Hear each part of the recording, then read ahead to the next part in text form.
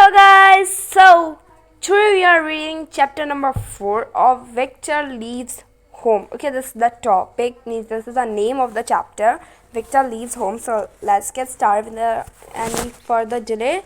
Okay, when I was 17, my parents sent me to Germany to go to college.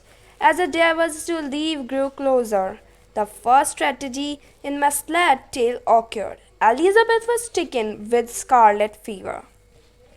Although we urged my mother not to care for Elizabeth herself, she would not hear of it. Elizabeth was brought back to life through my dear mother's loving care, but at the expense of my mother's life.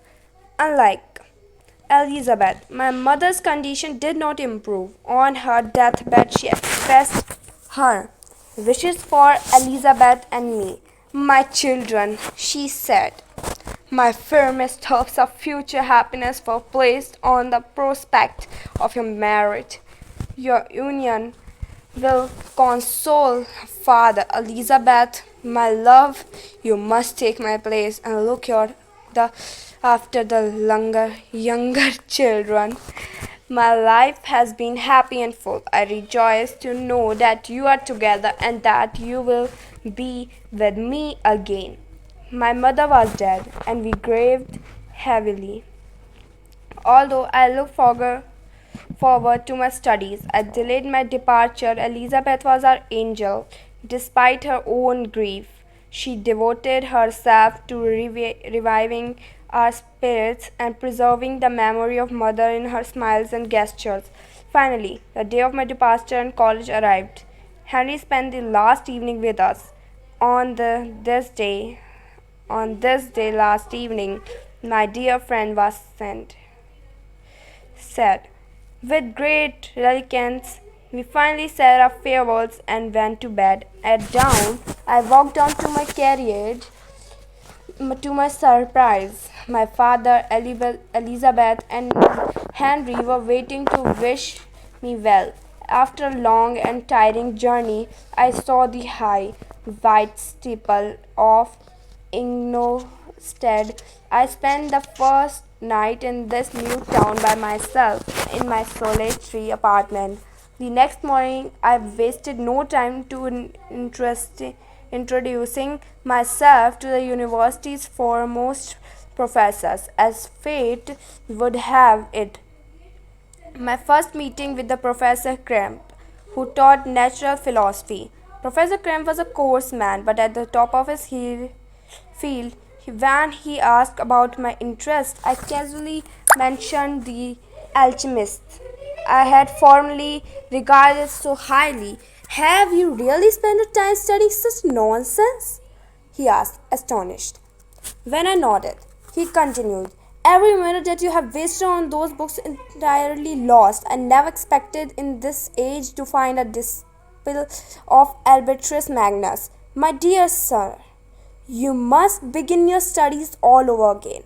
He wrote down a list of several books that he wanted me to read and gave me his lecture schedule. He mentioned that Professor Wallman would lecture on chemistry on the alternate days. Then I was dismissed. Although I had thought better of my fascination with the great alchemist, I still disdained modern natural philosophy. It was very different in those long ago days, when the masters of science had looked for power importantly. Such views, although fertile, were grand.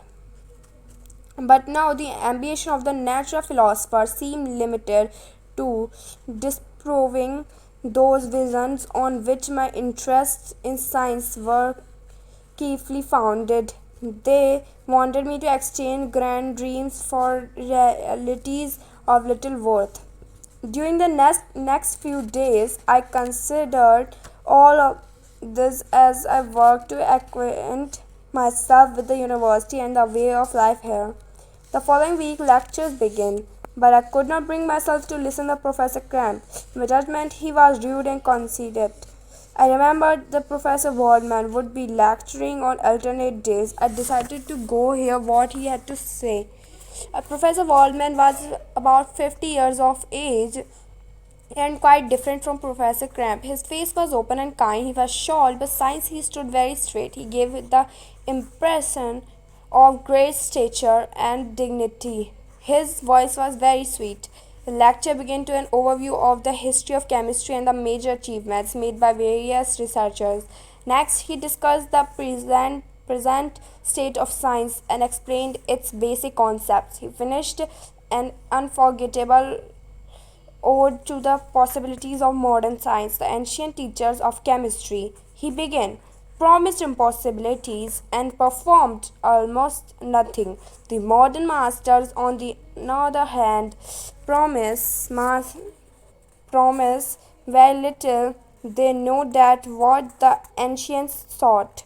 Importantly, it but a dream. But modern day philosophers have performed miracles. Um, they have discovered some of nature's deepest secrets. Among their revelations are the system by the blood circulates and the nature of the air we breathe. They have acquired new and almost limited powers. I can express how these words shook up my understanding. So much has been done. I thought more far for more will be achieved. Following in these footsteps, I will pioneer a new way, explore unknown powers, and unfold to the world and deepest mysteries of creation. That night, Professor Waltman's words echoed through my brain. I firmly resolved to devote myself to a science for which I believed I was fit. The next day, I paid Professor Waldman a visit. He welcomed me and listened with the great kindness to my account of how I hope to contribute to the achievements advantages of modern science. Whereas Professor Cramp had mocked me, Professor Waldman said, the work of man of genius, however wrongly directed, hardly ever fails to open the eyes of man to new possibilities. I wholeheartedly agreed. I told him that his lecture had removed my prejudice against modern chemists. So, guys, this is the chapter number 4. I hope you like it. And my pronunciation is so much like very bad today. So, sorry for that. And I will continue it. And if you want chapter number 5, or if you like this series, so please say means in the comment box. And thank you guys.